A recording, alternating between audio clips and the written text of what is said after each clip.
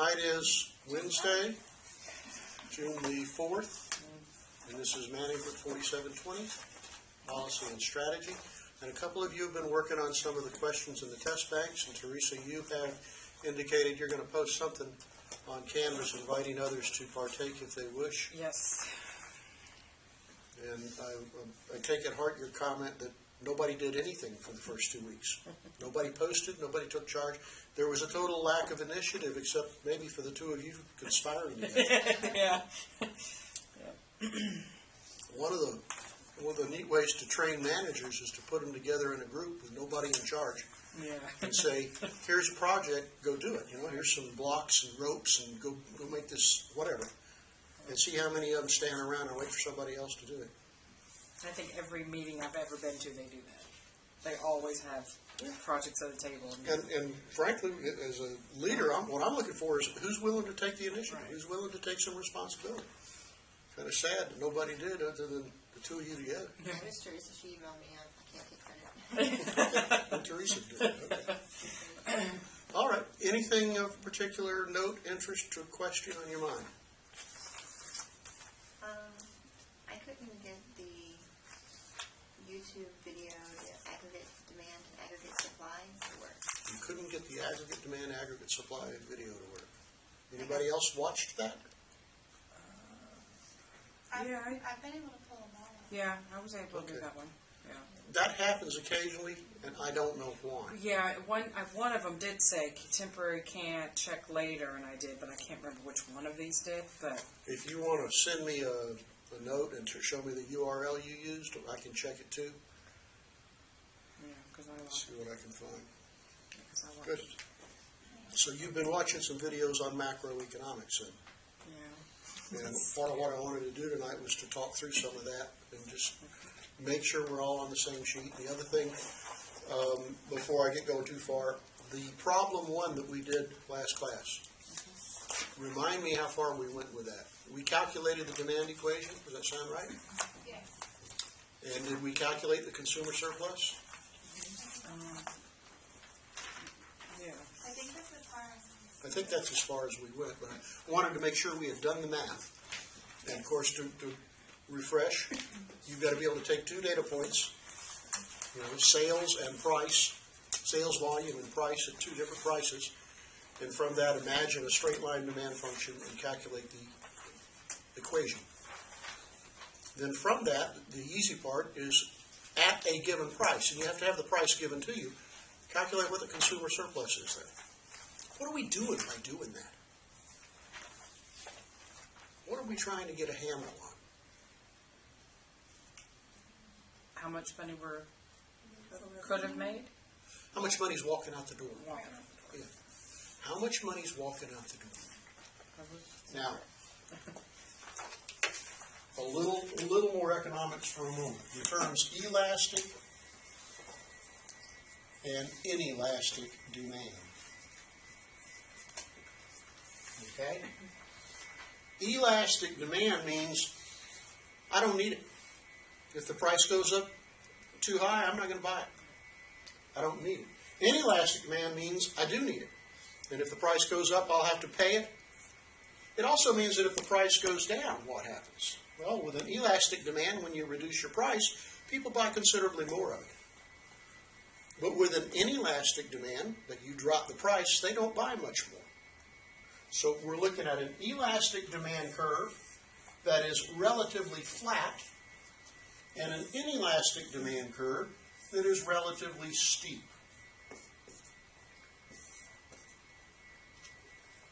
And we're going to come back to this more. But remember, what we're saying here is that if you make a price change over here with an inelastic demand, and you go from one price to another price, you don't change your sales volume very much at all. You don't sell a lot more.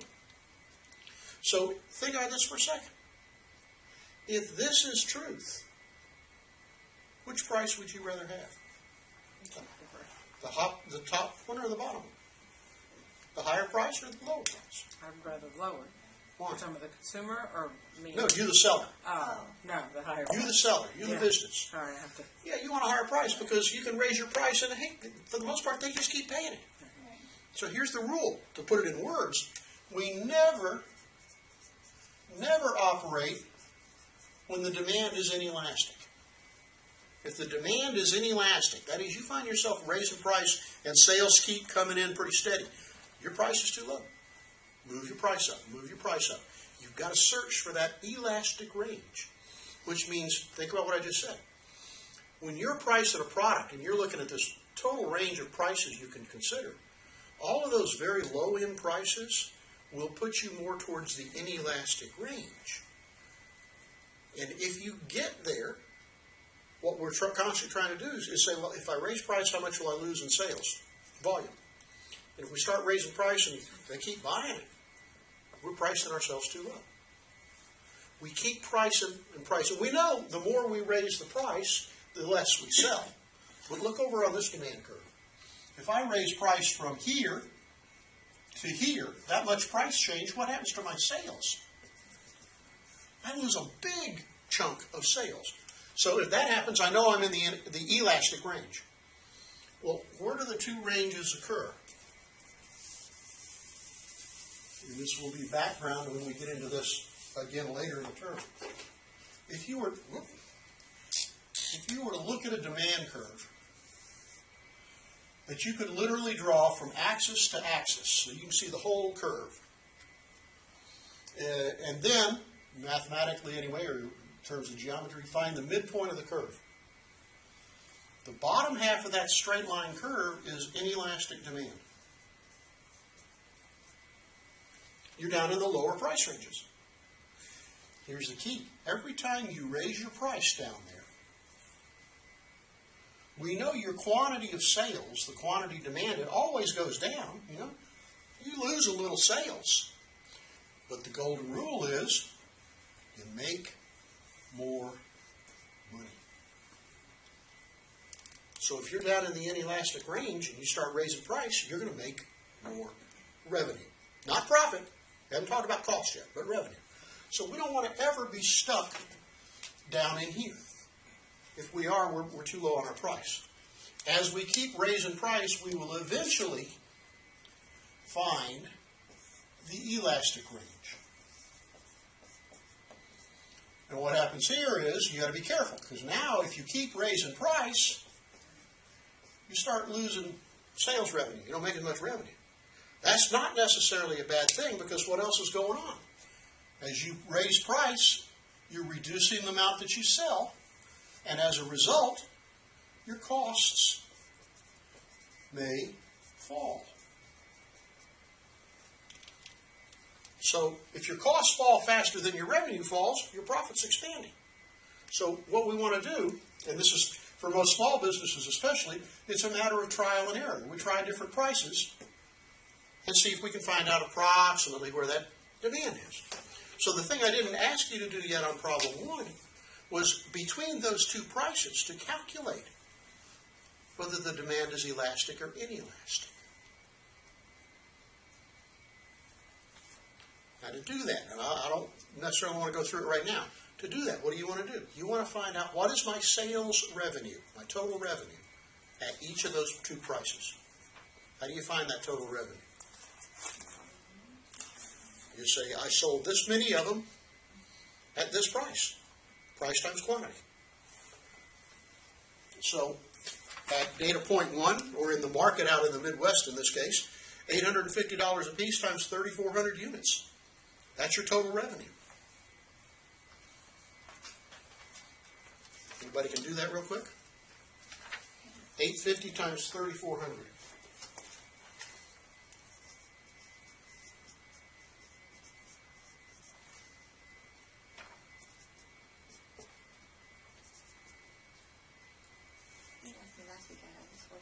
Yeah. I had that wrote down. 28. Wait, 3,400 times 850? Yeah, 3,400 times $850. 2,890,000. $890,000? Yeah. 890,000. Okay. What's total revenue? 2 million. Oh, 2 million. 2. Okay. That's why I didn't know these numbers. I was like, wait. What's 990 times 2830?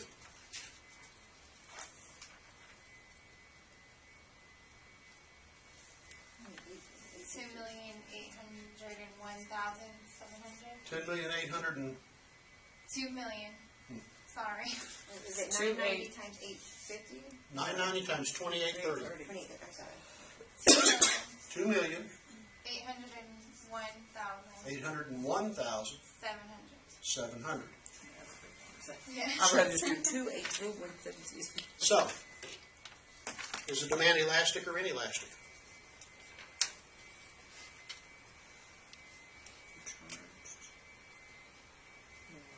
Following these rules. You raised price. What happened to total revenue? Drop. It went down, so you're up here. Yeah. You see what I'm saying? You raised your price. This is price times quantity equals total revenue. Your price went up. Your sales revenue went down. So when you raise price and your total revenue falls, that's telling you you're looking at an elastic demand, which means, well, we're in the ballpark. We're not down in the inelastic range. Okay? So the top one is inelastic then? No. When I say elastic or inelastic, I'm talking about between this price and this price. You need two prices to measure it between for our purposes. So if the bottom number, Here? like the total revenue, would have increased, Then you would be know in we're an at total- inelastic Right, range. at the inelastic. Right. Okay. If your total revenue had gone up when you raised your price, you'd said, hallelujah, we're in the inelastic range, let's keep moving the price up some more. Okay, because that just means your pricing is up too short. Let me tell you a story real quick. Many years ago, before I came to Santa Fe, we were doing seminars, and one of our markets was surveyors, land surveyors. And we had there were business seminars. We had the owner of a surveying company in with us one day, and at the end of the first day, close to that, we talked a little bit about that, and he said, "Can I talk to you fellows after the seminar, just socially?" Sure. He said, "I've got a little problem in my business." This is a lot of years ago. He says, "I charge $30 an hour to send a 3-man crew out surveying." Okay. He says, "Well, my crews are working 80 hours a week. 80-hour weeks as a surveyor." You know what a surveyor does? Yeah. That's hard work. Yeah. They out in the woods and Wood, yeah. killing rattlesnakes. Yep. He said, "We're making a whole hell of a lot of money, but we can't keep this pace." And he says, "I don't want to keep hiring new crews. That's just more people problems. But I don't know what to do for my crew." We said, "Well, look, what if you doubled your prices?" And his eyes got big, and he said, "I can't do that. If I double my prices, I'll lose every bit of business I got. I drive everybody away." Maybe it's not quite that bad, but what if you lost half your business and you were only working half as hard? Would you be happier that way? Would you? Yeah, that's good for it. You'd be making the same amount of money for half the work, And you would have to hire more people. and you wouldn't have to hire more people. And he said, "Well, I don't know. I'd lose a lot of business if I raised my prices." Okay. Just a thought that maybe your prices are a little low. Finished the second day, left, didn't hear from him again. 6 months, 8 months later, get a telephone call from him. And he says, "You remember me?" And he starts relating the story. He said, "Oh, yeah." He said, "You remember what you fellas told me to do?" I said, "We didn't tell you to do a damn thing. We told you what you could think about." He said, "I just want you to know that I raised my prices to $60 an hour, and I lost every bit of business I had. I lost 85% of my business. Boom, out, gone." Got real quiet on the phone. Then he kind of laughed, and he said, "Then they started coming back. And they kept coming back. And I found out from what they were telling me, I'm the fastest. I'm the most deliver on time, never overrun my costs, do the best research down at the courthouse." They kept coming back to me saying, "Jim, you're expensive as hell, but you're the best there is, and we want you." Well, so that's great. That's wonderful. So it worked out for you. He said, "No." "Well, what's the matter?" He says, "We're charging $60 an hour. We're about to work in 80 damn hours. I don't know what the hell to do now." And so, okay, look, if you doubled your prices, and he laughed about it, but what I'm trying to illustrate is a lot of the problem, especially in smaller businesses, if you're going to open a business, how do you decide how you're going to price yourself? Most of us, the first thing we're going to do is we're going to go around and see what everybody else is charging. When I had a taxidermy business, every year, at the end of the season, which for us was around June, I'd get on the phone and I'd call every taxidermist with 100, 150 miles and act like I was 100 and say, I'm going hunting, I got a good deer located for next year, how much y'all get for a deer head? And start talking to them. And I get an idea of their prices. I get an idea of how they are on the phone. Because if they're not real good on the phone, they're going to have trouble bringing people in. If I'm listening to their patter, right, their spiel, to see if there's anything they're going to tell me that I would be able to use as their weakness and my strength. Remember that? At any rate, we'd survey the market, and then we would set our price within that range. And every year we had a big debate. My partner, Pam, was truly the taxidermist. She did the main work. And she always wanted to raise the price so we wouldn't have to do as much work. And I was always wondering, how far can we raise the price before we really start chasing them away? And she was correct every single year. We'd raise price just about as much as she wanted to. And business kept coming back. So if you're opening up a business that you're new in the market area, how would you do research? Maybe look at another You talking about a new product? Or like a new service. Well, how would you decide what to charge? I'll tell you where you can get in trouble. Let me just continue that for a minute. You can think in terms of cost-based pricing. Cost-based pricing. And that's where you say, well, it's going to take me $6 to make one of these things. I'll just multiply that by 3 and charge $18. And it used to be in consulting businesses. They would say, if you're going to have a team of 3 consultants out working and they're going to cost you $150 an hour, your cost, you should be billing at 2.5 times that rate or 3 times that rate. And some industries, some professions will advertise that. And what you do, and you're picking up the professional journals for the industry you're in or something closely related to it, and they'll talk about the multiplier. Well, what's the fallacy behind that? What you've said is, I'll sell it for $18 and it'll cost me $6, and you're assuming that for $12 excess, what we call contribution margin, remember that? We use that in management. You're assuming that for $12 contribution margin, you can sell enough of these things to pay your costs and make a profit. That's real quick, simple, and dirty, and therefore not very complete. This doesn't take a look at your prices. your costs. And if you did that, you'd be asking, well, how many of these do I have to sell just to break even? And, it's worth doing the calculation. If you said, wow, gee, to do that, I've got to sell 2,000 of these things a month. Then start asking yourself more realistic questions. If you had to sell 2,000 of these things a month, whatever it is, how many people got to buy one each day? Let's say that you're going to be open 5 days a week. Times 4 weeks for the month, that's 20 and a couple extra. Let's say 22 days. Divide that by 22 days. What do you get? Teresa's doing it for us. 90. 90? 90, 91. Yeah, I got to sell about 90 of these puppies every day. And then you got to ask yourself, is that reasonable? If I'm going into an established store location where I already have traffic, do I think I can bring enough in? Right. And if you need 90 a day, and if it's something that nobody buys ever more than once, then you look at how big is my market, how many of them are going to reach with my advertising and whatever else. As you get a whole lot more questions than you get answers. But you've got to start asking those questions to get a sense of how's it going to happen. I don't often see new businesses with a new product. Right. So we go around and what's the word? In one sense, we benchmark. We see what everybody else is doing. Yeah. In one sense, we sleeper shop like I would do on the phone and call people and see what they get. Yeah. And really, you should be doing that way before you ever think about opening a business or selling a product. Because if it's the best product in the world, but it costs you so much few people can buy it, it may not be a very good idea. Now, if you've got an established business, what's going on?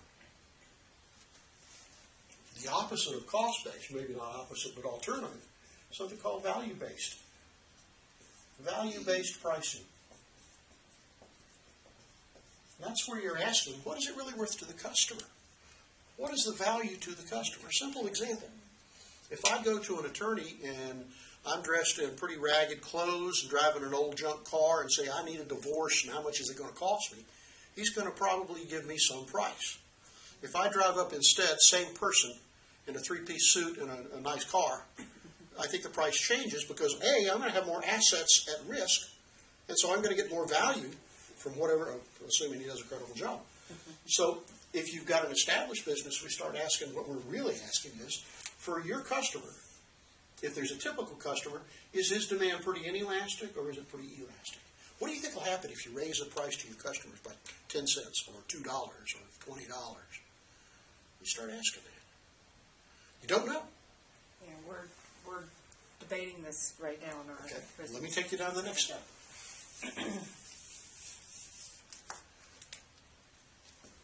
You set up the equivalent of some price lines. You say, here's my basic product. It's $20. And if you want, we will add to it with this kind of stuff, and that'll be $27.50. And if you want the super duper model, it's got all kind of bells and whistles, and that one goes for $38. And you run that.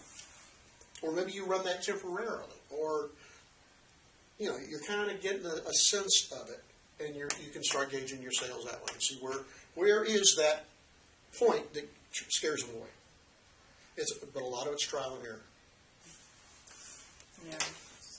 That's why, as in problem one, if you've got two separate markets that are very comparable, you can run different tests in the markets. And if you've got 3 or 4 markets, not only can you check different pricing strategies, Right. you can check different advertising strategies. You know. This is something that, although we have a course in entrepreneurship, I don't know exactly what David Flores is doing in there, but the amount of work that goes into just the research before you start up, or just the research once you're running and trying to figure out how can I improve things, an awful lot of stuff that can be done. And in fact, you and I can do it on a small scale. And it's better doing that than just taking a wild guess at, let's change this. So, problem one, demand curve, demand function, consumer surplus. Now we've added to that another layer called elasticity. We know we don't want to be in the inelastic range. Our prices are too low. And we want to continue to examine those prices, test those prices until we can get ourselves up into the elastic range. What else happens, by the way, if your pricing strategy is, I'm going to be the cheapest one in the market so everybody will come to me? What happens when you do that? If you're successful, you have a lot of volume. You do a lot of business. But if you're doing a whole lot of volume with a whole lot of customers, what else is going on? Production costs. Your production costs are higher. But now, depending on the scale we're talking about, if we're talking about having 15 employees or having 75 employees, what happens to your personnel costs? What happens to your time as a manager and the time you spent solving people problems within your own organization? What do you do then if you got 75 instead of 15 and you want to change the policy or procedure on how we normally handle this sort of thing? Well, you got 75 people out there to worry about instead of 15. And everything grows almost geometrically. So, and the biggest, to my mind, at least on our experience, the biggest problem with trying to be a low-price guy, you get the low-price customers. Those are the ones that bounce the most checks, bring back the most complaints. Sometimes we literally need to fire some of our customers. They're costing you more, and maybe not financially, but maybe in ways you haven't measured, but aggravation, time, costing you more than they're worth. Well, the flip side of that for our job, and the owner and my mom go back and forth. We do the logos, remember? And the personal stuff, the little monograms, the best daddy, we don't make anything off that. And probably with the time we lose some. But to my mom, that's a service, and that's the only place that can do it. And then these people have businesses that have come back and brought us more. But it's weighing out how much work does it really take to do that one item. Because mostly what we do are corporations or companies that Large are production. Right. And so you just run them on a thing. But she has always been a firm believer on those little ones tend to, and how well we do with them and treat them and come back. So those two go back and forth about this a lot. Couple points that occur to me. One, those are price leaders. That's good, even loss leaders. If that brings the volume in and you can see directly that it's contributing to these larger production orders, I'm okay with that. But what do you think the demand is like for those little customized things? I mean, if I wanted a little customized logo put on here, ballpark, what do you think it would cost me? I'm going to get 4 shirts. If you want what? 4 shirts. Yeah. Well, it actually is the same price. If you bring the shirt to us, we charge you $12.99. If you buy the shirt from us, it's $3.99. So for $4, we'll put a logo on there. But with my shirts for $13. You can walk in as many shirts you want to, and we'll put a logo on for $13. So now my brother's trying to decide, should we raise the ones that bring in the shirts a little bit more? Because we also drop it if you bring a lot. Like you bring in one, it's $12.99. I think over 5, it drops $1. We've been, so because some of these businesses, they want to pick their own shirts and they walk them in. So we're trying to decide: do we raise the prices there? How do we? Yeah, you can get fancy in your pricing and try and get a sense of what people will tolerate. Okay. The other thought that occurs to me is that people who are buying 3 or 4 shirts at a time, that's just an ego trip. Okay, Right. It's got no practical value. It's not got any real monetary value to them. What do we know about ego? People will pay for that. Yep. I'd be tempted to say it should be about $20 a piece if you're going to do them for 1 to 5 or something like that. Right. But I don't know if that would work. I'd have to try I it. know. Yeah, we're feeling it out. Yeah, and the question is, if you have a lot of that kind of work coming in, and you're finding yourself working yourself to death with that, A, is it taken away from other higher value operations, and B, if you're not making any money on it, why work yourself to death for no money? Right. So yeah, a lot of room for debate. If all of it was real simple, we'd be doing it. Right. Okay. All right. So, demand, consumer surplus, elasticity or inelasticity, some pricing ideas on value and cost, and those are the first building blocks on that first problem. All right, anything else on that? Anybody else, questions, comments?